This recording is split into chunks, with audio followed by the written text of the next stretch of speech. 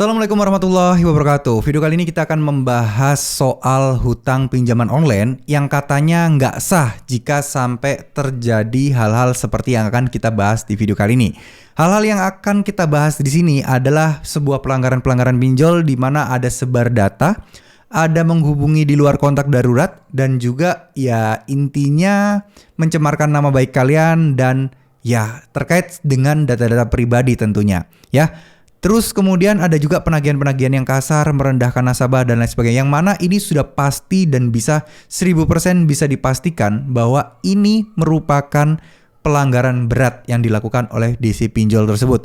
Yang akan membuat pinjol ini katanya utang kalian akan dianggap tidak sah dan kalian gak harus bayar. Nah bener gak ya seperti itu? Oke, kita akan bahas ya teman-teman. Jadi masalah seperti ini kita harus pahami. DC pinjol melakukan pelanggaran itu kan oknum ya, kecuali pinjolnya nih kebukti jelas-jelas mencuri data nasabah lalu menyebarkan, itu baru pelanggaran. Tapi terkadang kita kan tidak boleh melupakan bahwa sistem yang ada di negara kita ini itu bisa dengan mudah ya, hukum yang berlaku di Indonesia dengan mudah untuk mengusut hal-hal tersebut. Pasti prosesnya sangat-sangat ribet, sangat-sangat rumit, dan ya kita nggak bisa berharap bahwa ini utang kalian langsung dianggap nggak sah karena ya kalian hanya melampirkan informasi laporan-laporan terkait masalah DC pinjol yang melanggar. Apalagi yang paling kacau ini banyak banget orang-orang yang ya tidak bertanggung jawab menyebarkan informasi bahwa kalau misalnya pinjol sebar data dan lain sebagainya, maka utang kalian akan otomatis lunas dan nggak usah dibayar lagi. Nah ini agak rancu dan ambigu ya. Bagaimana nih nasib orang yang melakukannya nanti ini? Yang ngasih saran mah enak ya, tapi yang melakukannya bagaimana? Dia akan terjebak di utang dan bunga akan makin menumpuk. Ya ini bahaya loh, bahaya banget. Banyak orang yang menyebarkan tata cara dan informasi yang menurut saya pribadi itu kurang sebenarnya. Harusnya nggak boleh kayak gitu. Jadi kalau ngasih info jangan setengah-setengah. Misal, kalau kalian mendapati pelanggaran, oke, mungkin utang kalian akan dianggap nggak sah. Tapi harus sesuai dengan putusan pengadilan. Bener nggak?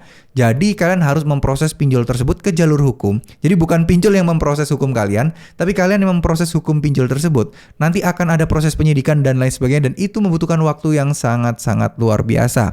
Jadi kalau ada yang menyarankan kalian untuk digalbe aja kalau pinjol sudah melakukan pelanggaran, saran saya sih jangan didengerin mentah-mentah.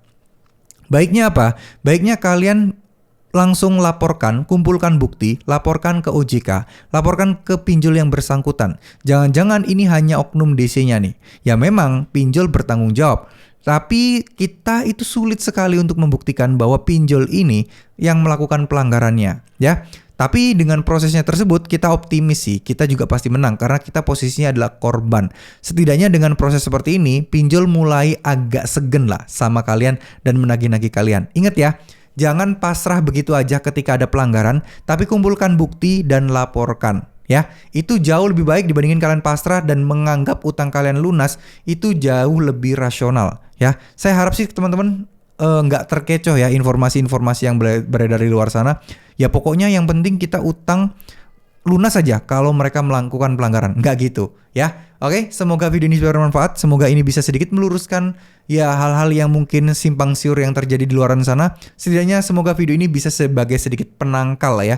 Mungkin penawar dari berita-berita yang rancu di mana-mana itu. Ya, terima kasih. Wassalamualaikum warahmatullahi wabarakatuh.